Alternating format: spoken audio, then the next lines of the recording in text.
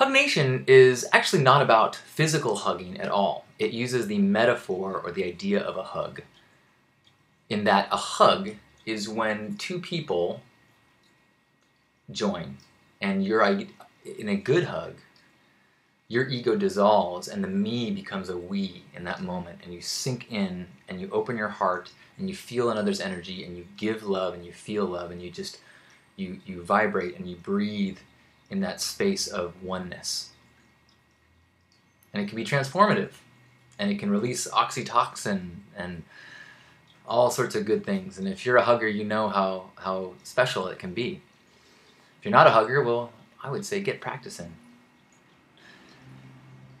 Hug Nation takes that idea of the me dissolving into a we and does it on a large scale in ways that only technology could allow us to do.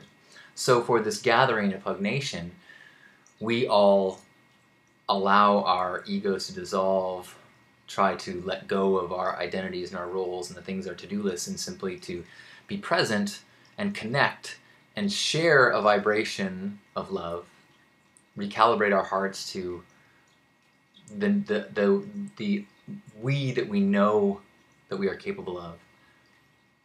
There's so few reasons and reminders in the world that encourage us to be our highest self, to be that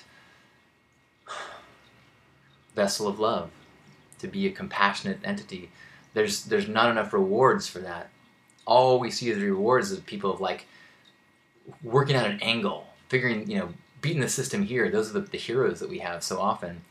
And so Hug Nation is a place that we try to remind each other that, oh my gosh, there is nothing as satisfying than being true to yourself and living according to what you believe. And in fact, if you do those things, the actions and the results of the actions and the path that unfolds in front of you, you don't even need to think about it too much. If you focus all of your energy on being open-hearted, having integrity, being present, and simply let that true vibration of who you are out, you will find yourself connecting with, doing, being inspired to do amazing things. And I mean amazing, I don't necessarily mean grand, because just like in a body, every cell has a specific job, and the perfect job for you, as long as you're in integrity, could be very small. It could be, well, there's no small roles, but it could feel less grand. Some people grab microphones and speak from stages. Some people humbly fix shoes. Some people do body work. Some people do accounting. And as we strip away the shit that is congested that we think is us, because socialization, growing up in the modern world, is a process of taking on all of these beliefs and ideas about the way the world is and what's expected of us. And as we get to our maturity, we start to think, if we're lucky, wait a minute, I'm not sure this is me. I'm not sure if I actually hate gays, or did I just get taught that that was gross? And why is it gross? They're just people that love each other. I don't like to picture obese people having sex, and there's nothing wrong with that. So just because I don't like to picture gay men having sex, why is there anything wrong? Wait a minute, okay. Strip that away.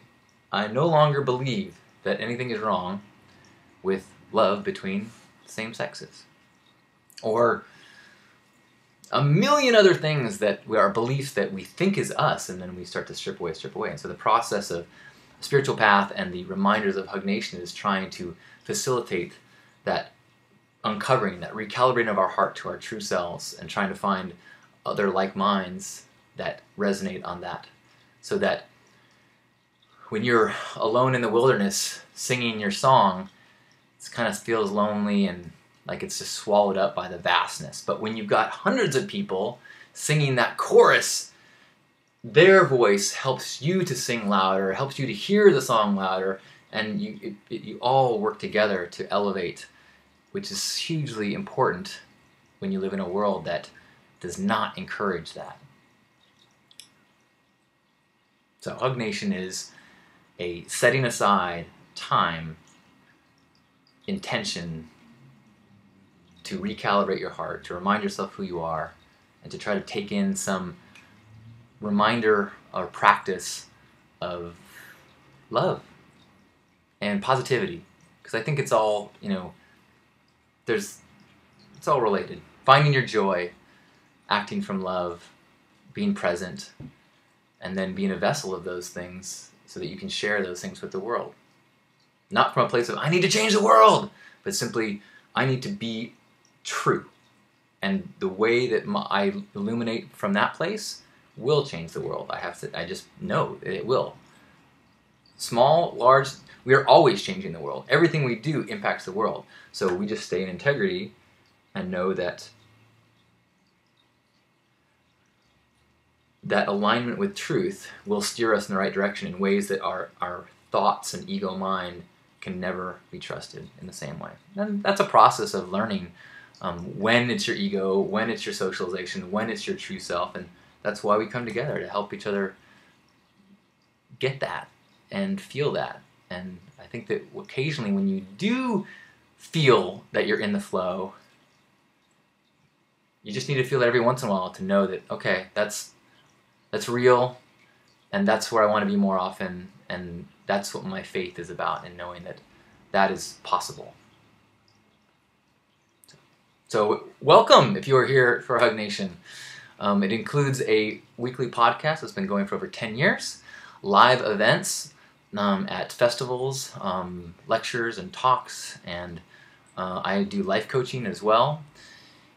And I have a book that's called Love More, Fear Less that talks about some of these things, and nearly infinite YouTube videos about these kind of things that I've been making for the last decade. So thanks for being here and being a part. Whether you like it or not, you are an ambassador of love, truth, and all the bright, shiny, good stuff. Thank you.